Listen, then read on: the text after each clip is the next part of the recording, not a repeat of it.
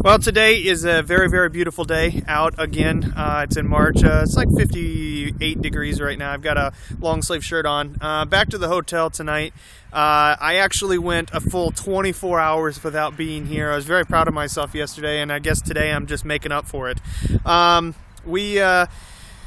For the last 3 or 4 days, the pool heater has actually been knocking, and what that means is there's not a good flow rate going through on that pool heater.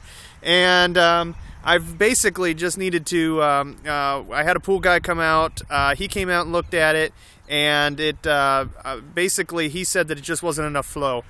We tore apart the pool heater, or the primer, or the pump, I guess, the controller. We tore that apart, and we turned it on just for a short time, and I swear it just sounded like, it sounded a little bit better with the pool heater knocking, but just didn't seem to be good. So we thought, well, maybe there's just some air in the lines, and I went over and looked, and there just wasn't enough water in the pool. So I went ahead and did some of that. Anyway, fixed that some, and then sure enough, we pull everything back together. I mean, what I was thinking was going to be about an hour's project today turned into about a 5-hour project. And Joe's on the mower. So that's a good thing, but I'll tell you that here in just a little bit. Anyway, so where was I? Tell you about what was going on. Anyway, so we put that back together. We redo all the fittings. I have uploaded another video today explaining what fittings we were changing and stuff like that. Rechanged that, hooked it all up. There's no leaks anywhere. It's all done the correct way. So that way, if we have to replace the stupid valve again, we don't have to do all the work that we had to do today. Which just seemed like the previous owner sometimes just did things a little too cheap and causing a lot more work in the end. But anyway, we went ahead and replaced that, went to go turn on the pool heater, and now I can't get my pool heater to work. And what's really frustrating about that is I have guests wanting to use the heater, the pool, and I don't have a warm pool to give them. I have VIP guests wanting to use the pool, and I do not have a good warm temperature for them to use. So that's rather frustrating. The other frustrating thing is today Joe had to spend about 2 hours or so, 3 hours, working on the mower.